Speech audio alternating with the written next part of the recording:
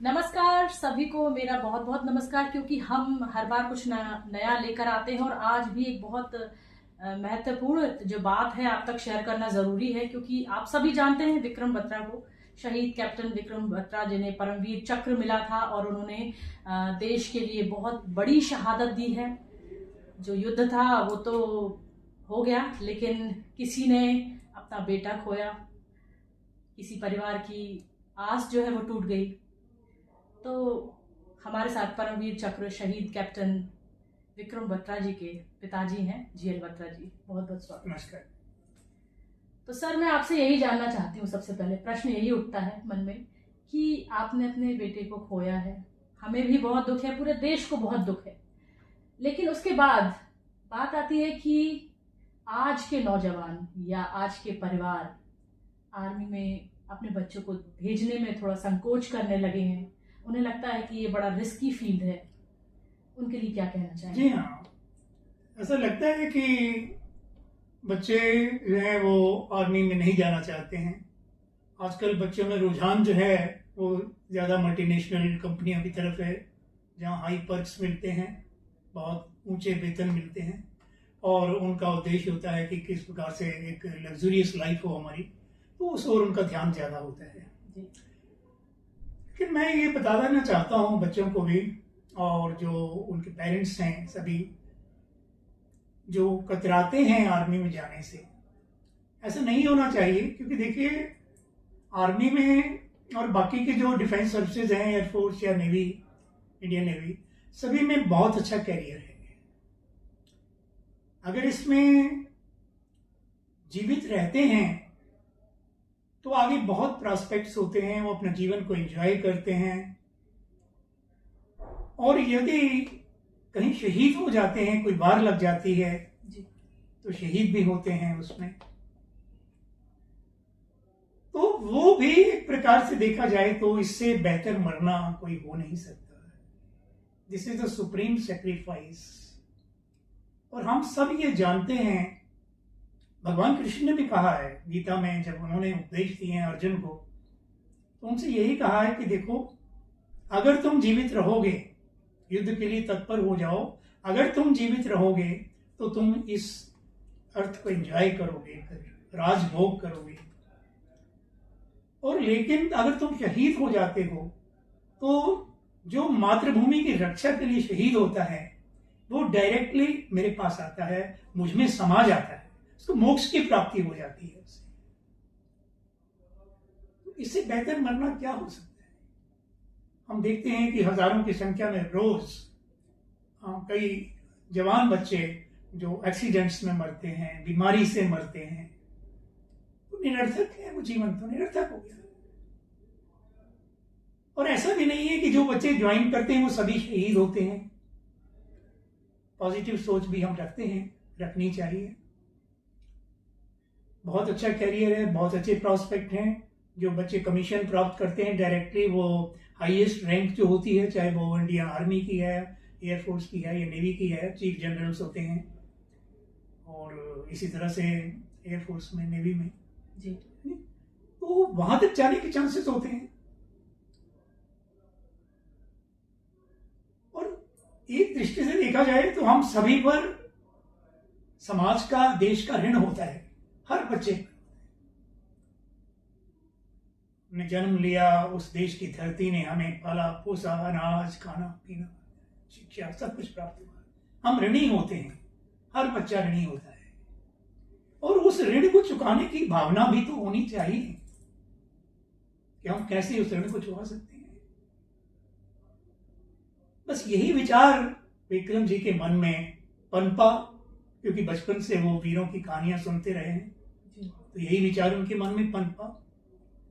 Merchant navy की service को त्याग करके, जिसमें कि बहुत ऊंचे पर्क्स होते हैं, काफी डॉलर्स में सैलरीज होती हैं, उसको त्याग करके, ठुकरा करके उन्होंने अंत में यही निर्णय किया कि नहीं, मैं कमीशन लूंगा, आर्मी में जाऊंगा और मैं तन मन से देश की सेवा करूंगा। जी। ये उनका लक्ष्य बनाया। Purpose of life is a must. जब तक जीवन में पर्पज नहीं है, उद्देश्य नहीं है, वो जीवन बेकार है। ये सब आपकी शिक्षा दीक्षा का ही असर होगा डेफिनेटली, क्योंकि बिना परिवार का सपोर्ट और परिवार की जो माता पिता की शिक्षा है उसके बिना इतने बड़े एक फील्ड में उतरना पॉसिबल नहीं था। क्या आपके पहले की पृष्ठभूमि पारिवारिक अगर पृष्ठभूमि की जी हाँ, जी हाँ, बिल्कुल। देखिए, ये बिल्कुल आप सही कह रही हैं। हमारे जो पूर्वज थे वो भारत का हमारा जो हिस्सा पाकिस्तान में चला गया पार्टीशन के बाद, तो वहां से स्थलांतरित हुए थे और उन्होंने जो वहां पर विभीषिका थी पार्टीशन की उसको देखा था। वहां पर लाखों की संख्या में हमारे भाई लोग, हमारे पूर्वज जो हैं वो मारे गए थे। उन्होंने हमें कहानियां सुनाई और हमने जो पढ़ करके देखा तो वो एक मन के अंदर एक बड़ी, यानी देखिए ना, गुलामी की जंजीरें तोड़ी हमने। 800 साल तक मुगलों ने शासन किया हमारे ऊपर, 200-250 साल तक अंग्रेजों ने हम पर शासन किया। कितने जुल्म उन्होंने हम लोगों पर ढाए ये हम सब जानते हैं। तो ये सारी पृष्ठभूमि में मैं अपने बच्चों को ये कहानियां भी बताता था कि कैसे मुगलों ने, कैसे अंग्रेजों ने हमारे पूर्वजों पर जो है अत्याचार किए। जलियांवाला बाग कांड ले लीजिए। तो ये पृष्ठभूमि है, ये पृष्ठभूमि है। मैंने उनको बताया, उनको वीरों की कहानियां मैंने सुनाई। मैंने बताया कि चंद्रशेखर को अंग्रेजों ने जब गोली मार दी, 2-4 गोलियां मार दी और वो गिर पड़े, शहीद हो गए, लेकिन तब भी अंग्रेज उनके पास जाने से डरते थे कि कहीं ये जिंदा ना हो। तो ऐसे ऐसे हमारे वीर थे। मैं कहानियां सुनाता रहा हूं उनको और पृष्ठभूमि मैंने आपको बताई कि किस प्रकार से जो हमारे पूर्वज माइग्रेट होता है, लाखों की संख्या में हमारे लोग मारे गए। वहां पर कई बहनों के साथ अत्याचार हुए, उनकी इज्जत लूटी गई। बड़ी एक तो ये दर्दनाक घटनाएं से जी हो गए। Overall all these things, whether it was a partition or the ruling of the foreigners, Mughal, तुर्क, अफगान, अंग्रेज, तो ये सारी पृष्ठभूमि में बताता था और बताना चाहिए ताकि बच्चों को पता लगे इस चीज का कि किस प्रकार से ये आजादी हमने हासिल की है। हम बताएंगे नहीं तो उनको क्या ज्ञान इस वक्त का। सच बात है। आपके परिवार में अभी कितने लोग हैं और कैसे आप लोग याद करते हैं, क्योंकि ये जो पल है वो भुलाया नहीं जा सकता है। बिल्कुल। हमारे परिवार में देखिए, एक मेरी श्रीमती जी थी जी, वो पिछले वर्ष उनका स्वर्गवास हो गया है। उन्होंने बहुत अच्छे संस्कार दिए मुझे, इस बात की एक बड़ा फख्र है। बहुत धार्मिक और बहुत आध्यात्मिक महिला थी वो। शायद अपने स्पीच में भी मैंने बोला कि वो रामचरितमानस का पाठ नित्य करती थी और बच्चों को बहुत अच्छे संस्कार दिए। तो और उसके अतिरिक्त मेरी 2 बेटियां हैं जी। बड़ी बेटी जो है, दोनों मैरिड हैं। बड़ी बेटी she is MA/MPhil in English, लेकिन वो जॉब नहीं करती हैं, शी इज हाउस वाइफ। अच्छे पैसे वाले हैं जी। दूसरी बेटी मेरी, she is honours in chemistry, MSc B.Ed, and she is vice principal in a public school at Delhi. एक बेटा मेरा जो कि विक्रम जी का ट्विन ब्रदर है, जुड़वा भाई है, विशाल बत्रा, वो भी काफी नाम अर्जित कर रहे हैं कॉर्पोरेट सेक्टर में, बैंकिंग के क्षेत्र में। उनको कोई ऐसा नहीं है जो नहीं जानता, और पूरे तन मन से वो भी देश की सेवा में लगे हुए हैं, पूरे डिवोटेड हैं अपने कार्य के लिए, अपनी सर्विस के लिए। उनको ऑनर भी किया गया 1-2 बार। एक बार तो उनको हमारे जो डिफेंस मिनिस्टर हैं राजनाथ सिंह जी, उनके द्वारा भी उनको ऑनर किया गया। तो वो भी चर्चित नाम है उनका भी। तो ये फिलहाल मेरे परिवार में ये मेरी बहू है जी, जो विशाल जी की पत्नी है। She is PhD in English and she is associate professor in MCM college Chandigarh. बहुत अच्छा लगा जानकर कि परिवार धीरे धीरे संभल रहा है उनकी यादों से। खैर माता पिता तो खैर कभी भी नहीं भूल सकते हैं, और जिंदगी में आगे बढ़ना ही एक मोटो लेके चले और जीवन को आगे बढ़ाएं, तो वही जीवन है। बिल्कुल। तो सबका होने के बाद भी, सब कुछ होने के बाद भी कभी कभी वो कमी जो है जीवन हाँ, में? देखिए, पुत्र तो पुत्र ही होता है जी। कहते हैं ना, वो उसकी जो कमी है वो जब तक कब्र में नहीं चला जाता है आदमी, वो खाली स्थान रहता ही रहता है, वो कसक, वो दर्द रहता ही रहता है। That is a part of our blood and flash. तो वो हमेशा स्मरण में रहते हैं, स्मृति में रहते हैं। किस तरह का स्वभाव था उनका? बहुत अच्छा देव स्वरूप थे जी, बल्कि कई तो कहते हैं आप तो एक देव स्वरूप पुत्र के पिता हैं। बहुत ही गॉडली वर्च्यूज, खूबसूरत, 6 फुट की कद उनका, 5 फुट 11 इंच के आसपास, बहुत खूबसूरत, अट्रैक्टिव, बहुत प्यार वाले, आभा बहुत थी उनकी, और काफी था, आंखों में चमक थी। All together outstanding and different, all together. और बहुत ही दूसरों की सेवा करने वाले, सहायता करने वाले। इतना तक था कि रात में अगर उनको कोई अर्धरात्रि में भी उनको बुला ले कि हमें ये आवश्यकता पड़ गई है आप, तो वो जाने को तत्पर रहते थे। दूसरों की सहायता करना, नेता, अपना लीडरशिप की क्वालिटीज भी में बहुत था। उनके साथ मित्र मंडली हमेशा रहती थी। हम लोग कई बार परेशान हो जाते थे, वो बार बार दिन में उनका आना, बुलाना, करना। तो बहुत मित्र मंडली थी, वो उनको हुआ थे, उनको सब अपना मानते थे कि ये हमारे मुखिया है। तो काफ़ी फ्रेंडशिप था। और वो स्पोर्ट्स में भी बहुत अच्छे थे, पढ़ाई में भी। कई होते हैं, कई लोग पढ़ाई में अच्छे नहीं होते हैं या स्पोर्ट्स में अच्छे नहीं होते, पर वो दोनों में प्रवीण थे। और पढ़ाई में भी इतने प्रवीण थे, मैं बता दूं आपको कि जब उनका प्राइमरी एजुकेशन था या मिडिल तक का एजुकेशन था, तो वो उनको आप कोई मैथमेटिक्स का कोई प्रॉब्लम अगर आ गया है तो वो इतना ही बता देते थे कि ये किस चैप्टर का है और इसका आंसर क्या है। इतना तक उनका उनमें योग्यता थी। और खेलकूद में भी वो काफ़ी प्रवीण थे। वैसे तो टेबल टेनिस उनका पेट गेम था, लेकिन इसके अलावा क्रिकेट, फुटबॉल वगैरह भी वो खेलते थे। और स्केटिंग में भी काफ़ी अच्छे थे। इसके अलावा कराटे वगैरह भी उन्होंने किया, तो उसमें भी ब्राउन बेल्ट, शायद उनके पास ग्रीन बेल्ट, ब्राउन बेल्ट ऐसा था उनके पास में।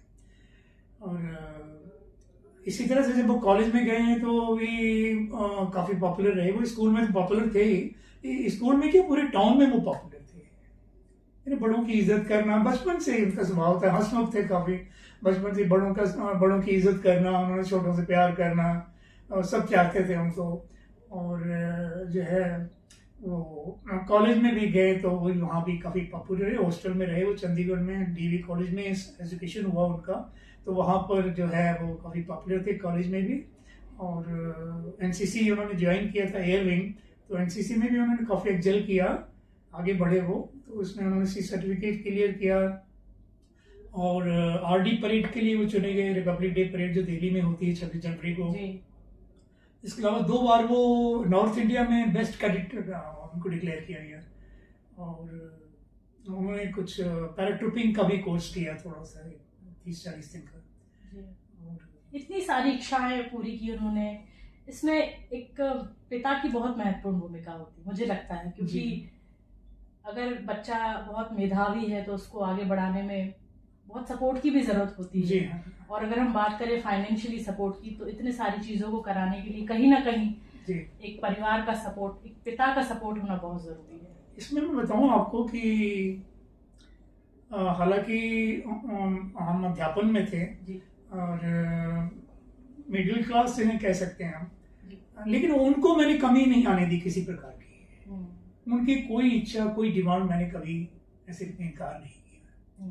जब वो चंडीगढ़ में पढ़ते थे तो उन्होंने डिमांड किया कि मुझे बाइक लेना है। तो आई सेड कि बेटा आप आ जाओ, हमारे पास स्कूटर है, आप स्कूटर ले जाओ। कहते नहीं स्कूटर नहीं, मैंने बाइक ही लेना है। उन दिनों में यंग लोगों में बाइक का जरा क्रेज था कि मुझे वहाँ जाना पड़ता है।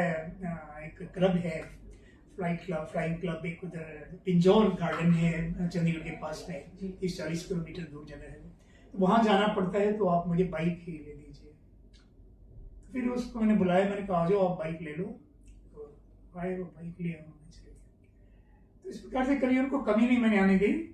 और वहाँ पर उन्होंने जो है पहले तो up to the senior secondary level उन्होंने दोनों साइंस के दोनों ऑप्शन लिए हुए थे। एक मेडिकल, नॉन मेडिकल। नॉर्मली क्या होता है कि आदमी नॉन मेडिकल लेता है या मेडिकल लेता है, लेकिन उनके पास ये था कि वहां पर ही प्रोविजन था कि अगर आप दोनों रखना चाहते हैं तो आप दोनों भी रख सकते हैं। तो मेडिकल नॉन मेडिकल दोनों ही उन्होंने रखे हुए थे। और यह वहां पर चंडीगढ़ में उन्होंने बीएससी किया। बीएससी करने के बाद में फिर अपना इनका मर्चेंट नेवी में सिलेक्शन हुआ, जिसको बाद में उन्होंने रिजेक्ट कर दिया कि नहीं, उसको मैंने नहीं लेना है, क्योंकि उन्होंने सेकंड थॉट दिया कि नहीं, मैंने तो देश के लिए कुछ करना है, कुछ बनना है मैंने, तो ऐसा सोच करके वो जो है उन्होंने उसको रिजेक्ट किया। अच्छा, एक चीज मैंने आपको ये नहीं बताया कि बचपन से अभी आपने प्रश्न किया था, मैंने उनको ये पूरी कोशिश की, इसको ऐसा ये कोई आकस्मिक रूप से नहीं हुआ कि वो, हम ये चाहते थे दोनों, मैं my self and my wife, कि ये बच्चे जो हैं ये एक किसी मंजिल पर पहुंचे, कोई हस्ती बने। ये बचपन से ही हमारी ये ख्वाहिश थी जब छोटे थे। तो वो हमने एक प्लान्ड स्कीम के तहत उनकी परवरिश की, और कहीं ना कहीं जो सपना था वो साकार हुआ। मैंने हमेशा उनसे ये कहा कि बेटा, you should be always in front line, whatsoever you should be in the front line. दिल में ख्वाहिश थे। अब ये किसको पता होता है कि भविष्य के गर्भ में क्या है, कैसे महानता किसको मिलेगी, ये कौन जानता है। हम भी नहीं जानते थे कि महानता इस रूप में मिलेगी। जैसे आपने एक बात कही कि वो देव पुरुष तुल्य हो गए थे, क्योंकि उनका एक ऑरा अलग था। जी हाँ, ऑरा ही अलग था, बिल्कुल। बहुत बड़ी बात आपने बताई कि जो ऑरा था वो पॉजिटिव था, और उसी को मद्देनजर रखते हुए वो बहुत अच्छा काम कर पाए। और अंत तक जो एक जज्बा था, जहाँ कारगिल पर पहुंचने का, जो चोटी पर पहुंचे हैं वो बिना जज्बे के, एक दीवानगी थी उनके अंदर। उन्होंने सोच लिया था रहूं या ना रहूं। बिल्कुल उनके फेस से जो इंटरव्यू आ रहे थे उनके, उन दिनों बरखा दत्त इनके इंटरव्यू कंडक्ट कर रही थी, और उनके चेहरे से वो लगता था कि उनमें एक दीवानगी थी। उन्होंने ये निश्चय किया हुआ था कि मैं रहूं या ना रहूं, पर मैंने करना है सो करना है। जी, बिल्कुल। उन्होंने अपनी मित्र जो हैं उसको टेलीफोन में कहा था कि मैं कुछ नहीं कह सकता कि मैं आऊंगा। अच्छा, उनकी सगाई हो गई थी? सगाई नहीं हुई थी, होने वाली के अफेयर्स थे। हाँ, इतना निश्चित था कि अगर वो आ जाएंगे तो हम मैरिज उनकी कर देंगे। जी, इतना तो निश्चित था। और लास्ट कॉल उनसे बात हुई? हाँ जी, लास्ट में उनसे बात जब हुई तो यही उन्होंने, उससे हमसे ये बात नहीं कही। जी जी, हमसे तो हौसला ही बनाते रहे कि नहीं ठीक है, सब ठीक है। सिर्फ इतना जरूर कहते रहे कि आप ईश्वर से प्रार्थना कीजिए कि मैंने पहला ऑपरेशन मेरा सक्सेसफुल रहा है और मेरा कोई भी जवान शहीद नहीं हुआ है। अब आप ईश्वर से ये प्रार्थना कीजिए कि हमारा ये दूसरा जो ऑपरेशन है ये उससे भी अधिक क्रूशियल है, तो इसमें भी हमें सफलता प्राप्त हो, ऐसी प्रार्थना आप ईश्वर से कीजिए। ये उनका दूसरा पत्र था। और हालांकि जब ये दूसरे ऑपरेशन के लिए उनको जाना था तो बीमार चल रहे थे वो, उनकी छाती में दर्द था, दाढ़ी बढ़ गई हुई, आंखें बिल्कुल लाल, बुखार तो फीवर, लेकिन इसके बावजूद भी वो तत्पर हो गए कि नहीं मैं जाऊंगा, क्योंकि उनके सैनिक चाहते थे कि हम जाएंगे तो कैप्टन विक्रम बत्रा के साथ ही जाएंगे। उनको कॉन्फिडेंस था कि इनके साथ अगर हम जाएंगे तो हम सेफ रहेंगे। तो ये सब देखते हुए उन्होंने अपने आप को वॉलंटियर किया कि नहीं मैं ही जाऊंगा sir. He said to his commander कि सर मैं ही जाऊंगा। और वो गए वहां पर। वहां भी देखिए, कहानी तो ऐसी है, हम सभी ने बहुत सुनी, और शेरशाह जो मूवी है वो हम सभी ने देखी है, और हमारे सारे दर्शकों ने भी देखी है। लेकिन कुछ जो पल जो आपके साथ बिताए वो आपने हमसे साझा किए, और बताया कि एक्चुअली में आपने उनको तैयार करने के लिए क्या क्या कोशिशें की एज अ पेरेंट्स, तो वो बहुत इम्पोर्टेंट था। और वो लोगों तक पहुंचना जरूरी था। बस वो मैंने बताया आपको, कभी इनकार नहीं किया मैंने उनको फाइनेंशियली भी। जी। जितना भी उन्होंने कहा कि इतना मुझे चाहिए है, I said yes। गृहस्थ के पास रिजर्व तो होता ही है कुछ अमाउंट। और ये आपकी जो कोशिश थी, जो आपने सोचा कि मुझे अपने बच्चे के लिए कुछ करना है, जी हाँ, वो महत्वपूर्ण बात। हाँ, बड़े रॉयल नेचर के थे, शाही, बिल्कुल। चीज कोई भी हो, चाहे वो क्लोथ्स हो, फुटवियर्स हो, रेस्टोरेंट हो, टॉप क्लास चाहिए। कभी नौकरी भी नहीं लगी थी तो गाड़ी उन्होंने खरीद ली ज़ेन, कहने लगे डैडी मुझे एक गाड़ी मिल रही है वहीं पर कश्मीर में जी कि मैं लेना चाहता हूँ, सेकेंड हैंड गाड़ी है, वो मेरे फ्रेंड जैसे हो गए हैं, मुस्लिम ही थे वहाँ के कश्मीरी, तो वो मैं ले लेता हूँ। मैंने कहा बेटा आप रुक जाओ थोड़े दिन और, बाद में ले लेना। कहते नहीं नहीं बाद में तो बड़ी गाड़ी लूंगा, अभी तो इसको लेने बड़े रॉयल थे, शौक था। और चीज जो भी लेनी है उन्होंने ब्रांडेड लेनी, ब्रांडेड चीज लेनी, चाहे क्लोथ्स हो, शूज हो, ब्रांडेड। तो उनका वो और ही अलग था। हाँ जी। और जो थिंकिंग थी वो जो आपने फर्स्ट क्लास थिंकिंग जो उनके अंदर बचपन से ही बिता ली थी। जी हाँ जी हाँ। अच्छा एक फिर और बताऊँ आपको बात कि जब कभी रेस्टोरेंट में बैठना है, साथ में 2-4 फ्रेंड होने जी, तो दूसरों ने जेब को ऐसे टटोलते रह जाना, उन्होंने फट से अपना निकाल करके वॉलेट पेमेंट, जिंदा दिल और दिलदार और वो उनके व्यक्तित्व से ही समझ में आ रहा है। आपने हमसे सुंदर चर्चा और बहुत जो एक निजी पल जो उनके साथ आपने बिताए थे और जो बहुत निजी बातें जो जीवन में शायद और लोगों को जानना बहुत जरूरी थी, वो बहुत अच्छे तरीके से आपने हमारे सभी दर्शकों के साथ भी शेयर किए। थैंक यू सो मच, बहुत बहुत आपसे चर्चा करने के लिए। और ईश्वर से प्रार्थना है कि आप स्वस्थ रहें और उनकी यादों में रहते हुए भी याद करते रहे उन्हें, और हम सभी भी बहुत याद करते रहते हैं, लेकिन बस आपको ईश्वर अच्छे से स्वस्थ। मैं अभी गया था वो वृंदावन में, स्वामी प्रेमानंद जी आप भी देखते रहते हैं, काफी आते हैं यूट्यूब पर, तो उनसे मेरा एकांतक वार्ता हुई, तो मैंने कहा स्वामी जी ये कुछ याद उनकी हमेशा बनी रहती है, तो एकदम से कहते नहीं नहीं नहीं आप में ही नहीं, ये सारे देश में उनकी याद बनी रहती है। देखिए कितनी बड़े जो संत कहे जाते हैं, जो जिन्हें किसी चीज का लालच नहीं है, ऐसे प्रेमानंद बाबा जो हमारे वृंदावन में वास करते हैं। कहते नहीं नहीं नहीं ये आप मत कहिए, ये हर देशवासी के दिल में है। वो बहुत बड़ी बात उन्होंने कही, और आगे के जीवन के लिए आपको बहुत सारी शुभकामनाएं, और यादों में रहें। विक्रम बत्रा आज हमारे बीच में नहीं है, लेकिन उनसे जो बहुत सारी शिक्षाएं आज के युवा ले सकते हैं, बहुत सारी चर्चा में आपको रोचक बातें समझ में आएंगी। तो आज के लिए फिलहाल इतना ही, हम फिर मिलेंगे, तब तक के लिए थैंक यू, नमस्कार। बहुत बढ़िया।